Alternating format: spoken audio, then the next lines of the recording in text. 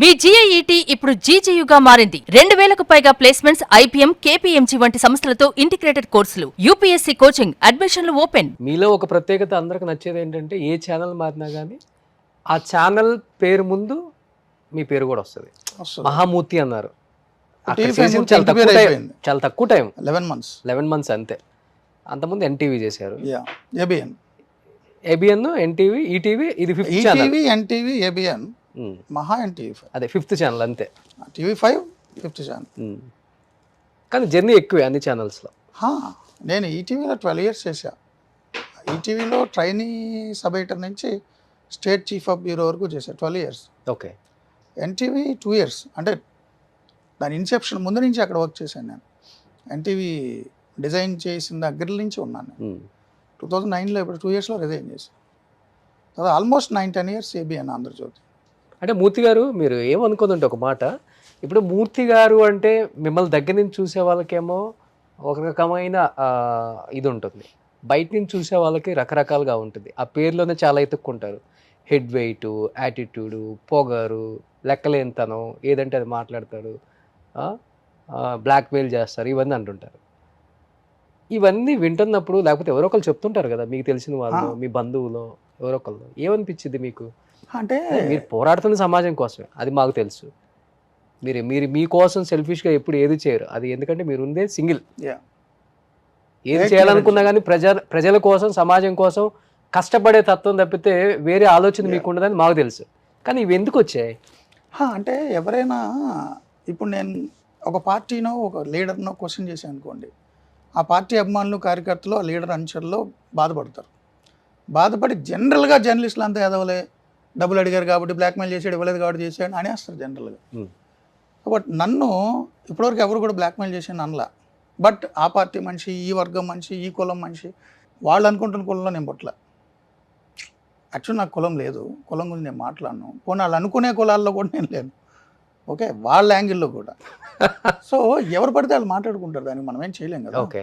And ఇంకొకటి ఏంటంటే, నా ఇన్నేళ్ల జర్నలిజం జీవితంలో నేను ఎవరి దగ్గర కాఫీ టీ కూడా తాగల, నాకు అవసరం కూడా లేదు.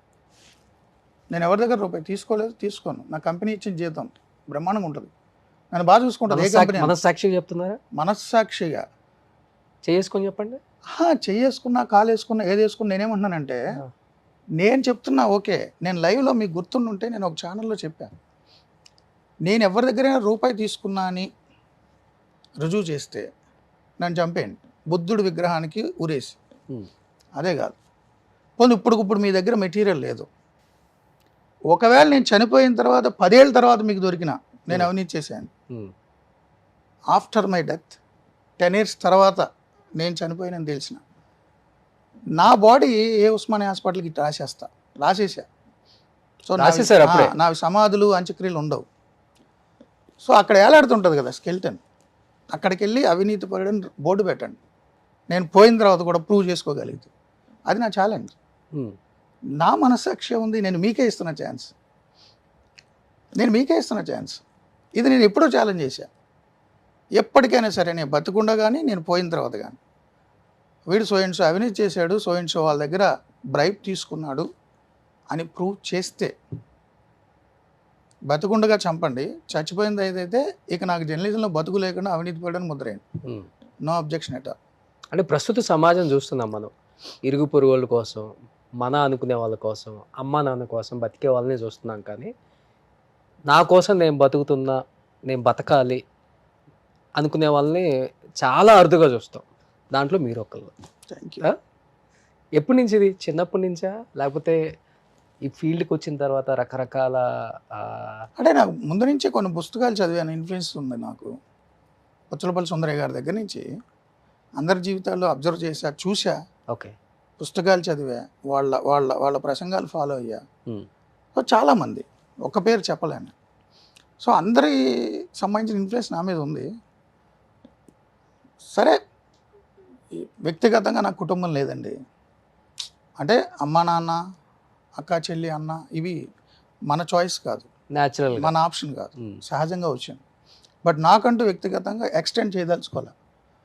సో ఇంకెందుకు నేను పాటుపడాలి, ఎవరి కోసం పాటుపడాలి? ఒక్క జీవితం కదా.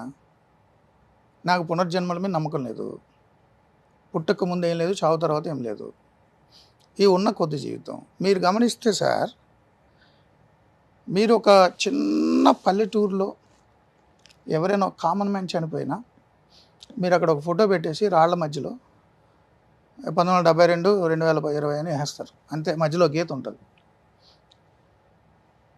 అమెరికన్ ప్రెసిడెంట్ పోయినా date of birth, date of death, మధ్యలో చిన్న గీత ఆ సమాధి దగ్గరికి వెళ్తే. సో పుట్టిన సంవత్సరం, చనిపోయిన సంవత్సరం, మధ్యలో గీత ఉంది కదా, ఈ గీత జీవితం. ఇంతే ఉంటుంది అది. ఇంత గీత కోసం ఏం చెప్పారు sir.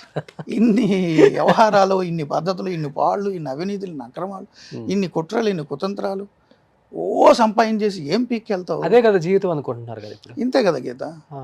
Date of birth, date of death, మధ్యలో గీత. ఆ గీత కోసం ఎందుకు ఇంత గింజుకు చచ్చిపోవాలన్నా? సో నాకు అంత కోరికలు లేవు, కుటుంబం లేదు. నేనేం చేయాలి సంపాదించి? 30 సార్లు అయితే తిండగా ఎవడన్నా రోజుకి, ఒకసారి 2 సార్లు తింటారు. నా గురించి మీకు తెలుసు, నా డైటు, నా అవును వ్యాయామం, క్రమశిక్షణ. దేనికోసం సంపాదించాలి? ఇంత ఫిలాసఫీ ఫాలో అవుతారు, ఇంత గీతే జీవితం అన్నారు, అంతే కదా. మరి ఎందుకు పెళ్లి చేసుకోవట్లేదు? ఆ గీతలో ఇంకో గీత ఎందుకు యాడ్ చేయడం? అందుకనా?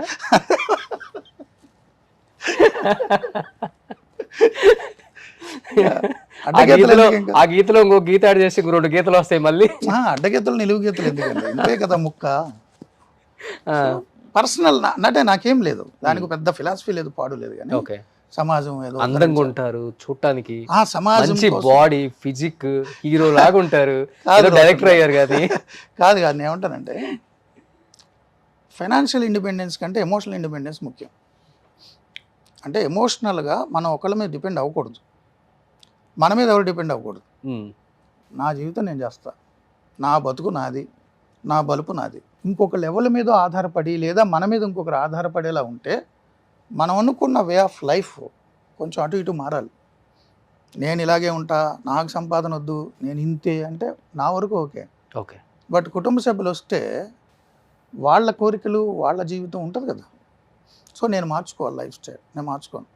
నేను మార్చుకొని ఇలాగే మూర్ఖంగా ఉంటానంటే, నన్ను నమ్మి ఒక సెపరేట్ ఇంకొక human being under one roof నాతో షేర్ చేసుకోవడానికి, వచ్చే 50 ఏళ్ళు 60 ఏళ్ళు నాతో గడపడానికి వచ్చిన వ్యక్తికి కష్టం కదా. నా ఈ ఫిలాసఫీలు, ఈ రూల్స్, ఈ వ్యవహారాలు మూర్ఖత్వం కదా. వాళ్ళు ఎందుకు ఇబ్బంది పెట్టాలి? దీనికి కూడా ఇష్టపడి ఓకే ఇలా బతుకుతే నాకు చాలా ఇష్టం. అవన్నీ లాటరీ. మొదట్లో బాగానే ఉంటుంది, ఆ తర్వాత నా జీవితం నాశనం అని గోళ్ళు మొదలవుతాయి, నా జీవితం నాశనం అని నాకు గోళ్ళు మొదలవుతాయి. ముందున్నటువంటి ప్రేమలు, భాషలు, చేసిన ఇవన్నీ కథలు, సినిమాలు వర్కౌట్గా. అంటే అంటే అంటే ప్యూర్లీ పర్సనల్ అండి పెళ్ళి అనేది. సమాజానికి ఒక ప్రకటన, అంతే. సామాజిక ప్రకటన కోసం పెళ్లి చేసుకున్నాం అని అందరికీ చెప్తారు. సో నాకు అవసరం లేదు, ప్యూర్లీ పర్సనల్. నేను సమాజానికి కూడా చెప్పాల్సిన పని లేదు, ఎందుకంటే ఎవరో ఇంపాక్ట్ అవ్వాలి, ఇన్ఫ్లుయెన్స్ అవ్వాలని కోరికలు కూడా నాకు లేవు. Purely my personal decision. ఉప్పు కారం తింటున్నాం కదా సరే, ఎలా కంట్రోల్ చేసుకోగలం ఫీలింగ్స్, ఎమోషన్స్? కాదు, purely it's my personal decision. So సొసైటీతో డిస్కస్ చేయాల్సిన అవసరం లేదు, అదే నా ఒపీనియన్.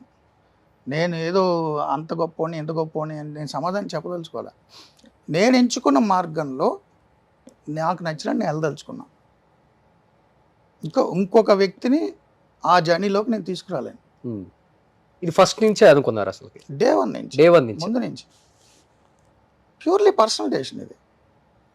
బట్ నా లైఫ్ నాది. ఇప్పుడు ఈ ఇంటర్వ్యూ చూసిన తర్వాత మీ ఆలోచనలకు తగిన విధంగా కొంతమంది ఉంటారు కూడా, ఇన్ కేస్ వస్తే ఆహ్వానిస్తారా లైఫ్లోకి? అంటే ఇప్పుడు ఇంటర్వ్యూ చూస్తే అంటున్నారు, గత 30 ఏళ్ళుగా రోజు రాత్రిపూట నేను ఇలాగే అరగంట గంట పాటు షో చేస్తుంటా. చేస్తారు, ఇది ఓకే, చేస్తున్నా కదా. ఇది ఓపెన్ చెప్పరు కదా. It's my purely personal decision. ఇది నా జీవితం, నా పుట్టుక, నా బతుకు, నా చావు, ఇంకొకరి ప్రమేయం లేదు. సో నా జీవితం అనేటటువంటి వెహికల్ స్టీరింగ్ నా చేతిలోనే ఉండాలి, ఇంకొకరికి ఇవ్వను. ఇంకొకళ్ళ జీవితం స్టీరింగ్ నేను తీసుకోను. మీ బతుకు మీది, నా బతుకు నాది. ఎందుకు వచ్చిన గొడవ? కొంత వయోపరిమితి పెరిగినప్పుడు, వృద్ధాప్యంకి వచ్చినప్పుడు అప్పుడు ఏంటి పరిస్థితి? అంటే కొంత వయోపరిమితి పెరిగిన తర్వాత వృద్ధాప్యం వచ్చిందా చూడడం కోసం అని చెప్పి ఇప్పుడున్న 30 ఏళ్ల పాటు వాళ్ళతో చాకరీ చేయించుకోవడం దారుణమైన బ్లాక్మెయిల్. చి బ్లాక్ మెయిల్ నేను అదే చెప్తున్నా. తోడు నేను అదే అంటున్నా, నేను ముసలోని అయిన తర్వాత నాకు అండగా ఉంటుంది అని ఇప్పుడు యవ్వనంలో ఉన్న తన జీవితం అంతా నేను తీసుకొని తను ఇబ్బంది పెట్టడం, లాస్ట్లో నాకు సేవ చేయడం కోసం. సపోజ్ మాట్లాడదాం, ఎంతమంది జీవితంలో వృద్ధాప్యంలో తోడు ఉంటారని పెళ్లి చేసుకుని అనేక కారణాల వల్ల విడిపోవడమో లేదు వాళ్ళు కాలం చేయడమో జరగలే. అవును, స్వార్థం కదా. నేను ముసలోని అయిన నాకు సేవ చేస్తుంది కాబట్టి ఇప్పటి నుంచి నేను పెళ్ళి అనే ఒక ముసుగులో చేస్తాను, అది కరెక్ట్ కాదు. సుమన్ టీవీలో మీ పర్సనల్ అండ్ బిజినెస్ ప్రమోషన్స్ కోసం కింది నెంబర్కి కాంటాక్ట్ చేయండి.